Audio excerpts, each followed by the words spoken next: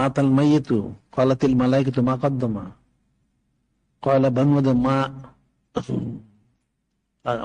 মা খারকি ছেড়ে গেল। আচ্ছা, এখানে বলা হচ্ছে ইজা মাতাল মাইয়েতু, যখন কেউ মারা যায় তখন ফেরেশতারা যখন আসেন, এটা বলেন যে ঠিক আছে, সে তো ইন্তেকালের সময় হয়ে গেছে, সে কি পাঠাইলো,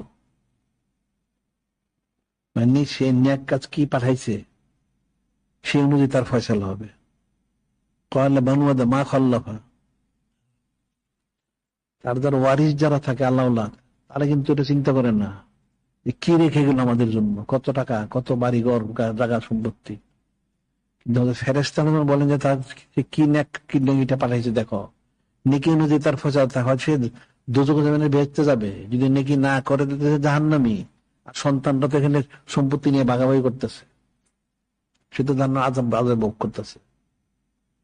সন্তান তো সেটা চিন্তা করে না, কারণ সে তো তার বুঝতেই তো নাই।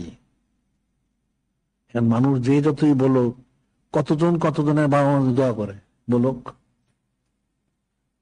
কয়জনে কে কার বাবা মার জন্য দোয়া করে, বাবা মার কথা মনেই তো নাই।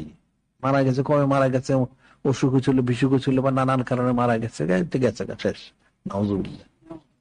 কিন্তু দোয়া তো একবারও করে না, দোয়া তো করা উচিত ছিল। আর এই জন্য কিতাবে লেখে, কেউ যদি চায় তার জন্য কেউ দোয়া করুক, তাহলে সেজন্য পূর্ববর্তীদের জন্য দোয়া করে, তার জন্য দোয়া করবে।